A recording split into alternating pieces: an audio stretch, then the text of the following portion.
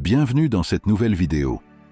Aujourd'hui, nous allons explorer un sujet auquel nous sommes tous confrontés à un moment ou à un autre dans nos vies, la critique. Comment devons-nous réagir lorsque nous sommes critiqués?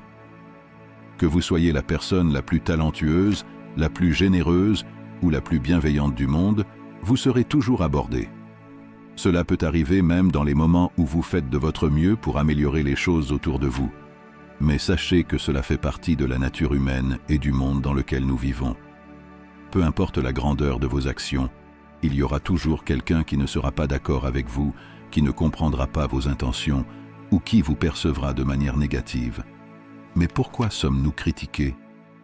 Il est essentiel de comprendre que la critique n'est pas toujours un reflet de vous-même ou de vos actions. Souvent, elle est le résultat des perceptions, des insécurités ou des préjugés des autres. Certaines personnes voient vos actions à travers le prisme de leur propre réalité, et cela peut déformer leur jugement. D'autres ne comprennent tout simplement pas votre chemin ou vos choix, et c'est quelque chose que nous devons accepter avec sérénité. Alors, que faire lorsque vous parlez? La première chose à reconnaître est que la critique peut être divisée en deux types distincts, la critique constructive et la critique négative. La critique constructive est précieuse. Elle vient de personnes bienveillantes qui veulent vous aider à vous améliorer. Elle remarque vos erreurs ou vos faiblesses, non pas pour vous bénir, mais pour vous guider vers une meilleure version de vous-même. C'est le type de critique que nous devons accepter avec gratitude et humilité. Elle nous permet de grandir, de réfléchir et d'évoluer dans notre parcours personnel et spirituel. Le Bouddha lui-même enseignait l'importance de rester ouvert à ce type de conseils, car ils nous permettent de nous perfectionner. Cependant, il existe aussi la critique négative. Celle-ci est souvent motivée par des sentiments d'envie, d'incompréhension ou de frustration de la part de ceux qui la formulent. Cette forme de critique cherche à vous rabaisser, à vous décourager et parfois même à vous faire douter de vous-même. Elle n'est pas là pour vous faire avancer, mais pour créer des obstacles sur votre chemin. Cette critique négative, vous la reconnaissez souvent par son ton destructeur, son absence de bienveillance et son manque de véritable fondement. Comment réagir face à cette critique? Voici une histoire bouddhiste qui peut nous éclairer. À l'époque du Bouddha, un groupe de personnes se rend dans un monastère. Ils voulaient rencontrer des moines pour obtenir des enseignements bouddhistes. Ces personnes étaient curieuses, mais aussi pleines d'attentes et de jugements. Le premier moine qu'ils rencontrèrent menait une vie de silence et de solitude. Il préférait la méditation et la contemplation intérieure, parlant très peu. Lorsque les visiteurs lui demandèrent d'enseigner, il leur répondait par quelques mots, restait en silence la plupart du temps. Frustrés, ces visiteurs commencèrent aux critiques. Pourquoi reste-t-il silencieux? Peut-être ne connaît-il rien du bouddhisme. Il ne comprenait pas que son silence était une forme d'enseignement en soi. Puis ils allèrent en voir un autre moine.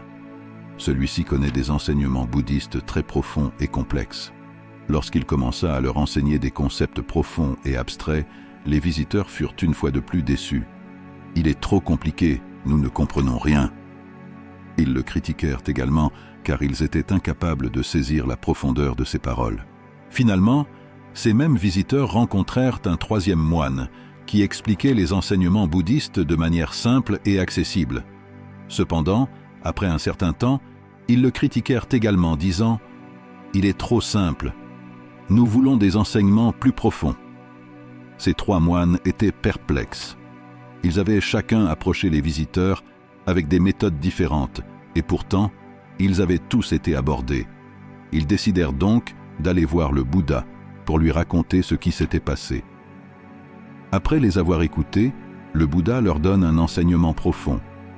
Peu importe ce que vous faites, que vous restiez en silence, que vous enseigniez des choses complexes ou simples, vous serez toujours sensible. C'est la nature de ce monde. Personne n'a jamais échappé à la critique. Le Bouddha leur rappela que la critique est inévitable dans ce monde.